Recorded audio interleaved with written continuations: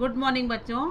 आज हम स्टार्ट कर रहे हैं पार्ट 14 खुदा से मुलाकात। खुदा मतलब भगवान से, है ना। ध्यान दो। शेख चिल्ली एक मूर्ख इंसान था। उसकी मूर्खतापूर्ण बातों की कई कहानियाँ प्रचलित है, परंतु कभी कभी किसी की मूर्खतापूर्ण बातें भी गहन सत्य का उद्घाटन कर देती हैं। शेख चिल्ली की मूर्खतापूर्ण बातों ने भी मौलवी साहब को इस गहन सत्य से परिचित करवा दिया कि प्रेम और सेवा का जज्बा ही खुदा है ना। शेख चिल्ली की बहुत सी कहानियाँ प्रचलित है। शेख चिल्ली एक ऐसा व्यक्ति था जो काम धाम तो कुछ नहीं करता था, लेकिन बैठे बैठे सोचा करता था कि यदि मेरे पास पैसा होता तो मैं ऐसा करता, मेरे पास पैसा होता तो मैं ऐसा करता, नौकर चाकर होते सब मुझे खाना ला करके देते। मतलब इस तरह की शेख चिल्ली की बातें थी जो वो मन में मनगढ़ंत बस सोचा करता था और काम धाम कुछ नहीं करता था। एक आलसी व्यक्ति था।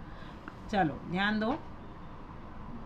शेख चिल्ली एक दिन अपनी अम्मी से बोला, अम्मी से मतलब अपनी मम्मी से, क्या बोला कि अम्मी जान दूध सफ़ेद क्यों होता है? अल्लाह ने बनाया है बेटा। तो उसकी माँ कहती कि अल्लाह ने मतलब भगवान ने बनाया है, तो सफ़ेद ही क्यों बनाया? तो वो शेख चिल्ली बोलता अच्छा सफ़ेद ही क्यों बनाया? तो माँ क्या कहती है कि अल्लाह की दाढ़ी सफ़ेद है ना, अल्लाह का रूप भी सफ़ेद है, ज़रूर होगा बेटे। तो क्या कहती माँ कहती कि उनकी दाढ़ी सफ़ेद है, तो वो कहता है कि तो फिर तो उनका रूप भी सफ़ेद होगा।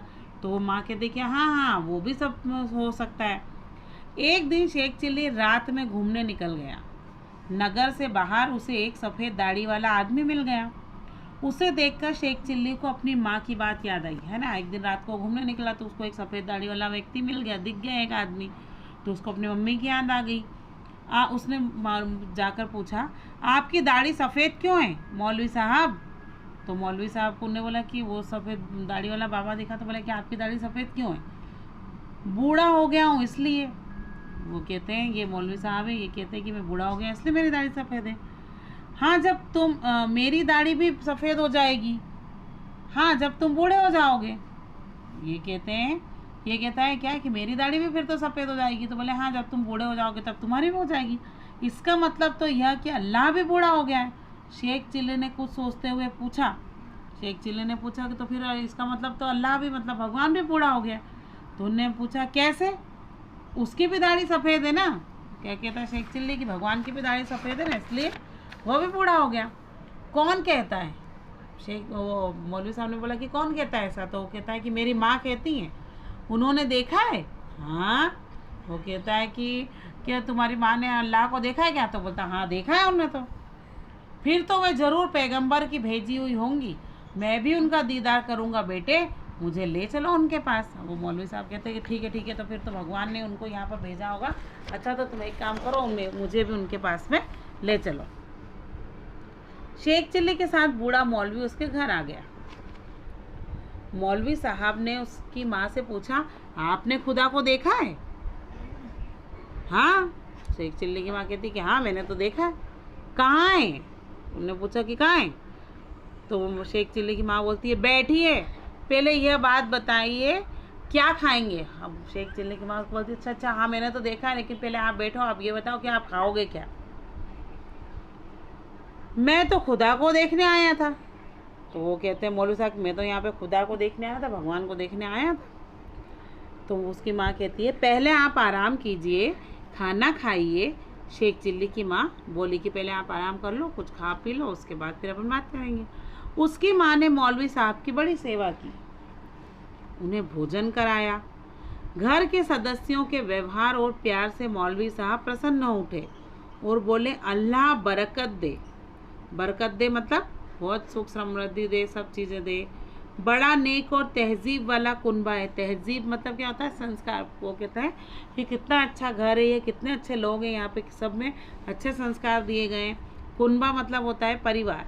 वो बोलते हैं कि इस घर में सुख समृद्धि दे, यहाँ का परिवार कितना संस्कार वाला है। और यह मैं इस सेवा को, इस प्यार को कभी नहीं भूल सकता। वो जब मौलवी जी को उसकी माँ ने बुलाया, खाना वाना खिलाया, और तो वो कहते हैं कि भगवान इस घर में बहुत सुख समृद्धि दे, और बोलते हैं कि मैं इस प्यार को, इस सेवा को कभी भी भूल नहीं सकता।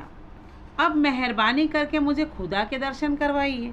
मौलवी साहब कहते हैं कि अच्छा अब मैंने आराम भी कर लिया, खाना भी खा लिया, मुझे आप किसके दर्शन करवा दो? खुदा के दर्शन करवा दो तो आपकी बड़ी मेहरबानी होगी। उसकी माँ ने कहा, मौलवी साहब, खुदा यही मोहब्बत और सेवा का जज्बा है और शैतान है नफ़रत। उसकी माँ कहती है कि मौलवी साहब, ये जो प्यार मोहब्बत की बातें ना, यही खुदा है, यही भगवान है, और नफ़रत क्या है? शैतान।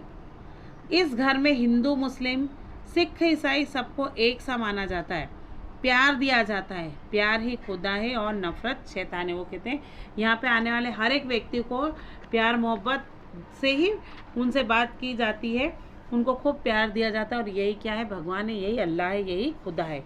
या अल्लाह, तुम तो सचमुच खुदा की बेटी हो। हिंदुओं के फिरके में जैसे देवी कहते हैं, वो कहते हैं अरे भगवान, तुम तो सचमुच की देवी हो, जिसको कि हिंदू लोग देवी कहते हैं, तुम तो सचमुच खुदा की बेटी हो, अल्लाह की बेटी हो, जिसको तुम हिंदुओं में देवी कहा जाता है। मैं तो एक मामूली औरत हूँ मौलवी साहब, मामूली सी औरत, और यह मेरा लड़का शेख चिल्ली है, जिसे लोग मूर्ख कहते हैं। वो कहते हैं कि नहीं नहीं, मैं कोई भगवान की बेटी नहीं हूँ, मैं तो एक मामूली सी औरत हूँ, और यह मेरा बेटा है शेख चिल्ली, जिसको कि सभी लोग मूर्ख कहते हैं। आप महान शेख चिल्ली की माँ हैं। आपके दीदार से तो मैंने तीर्थ कर लिए।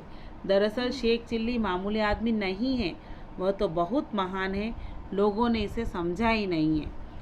क्या कहते हैं कि नहीं नहीं, आप तो शेख चिल्ली की माँ, और ये तो बहुत महान व्यक्ति, इसको तो किसी ने भी समझा नहीं है। खुश होकर मौलवी जी वहाँ से चले गए।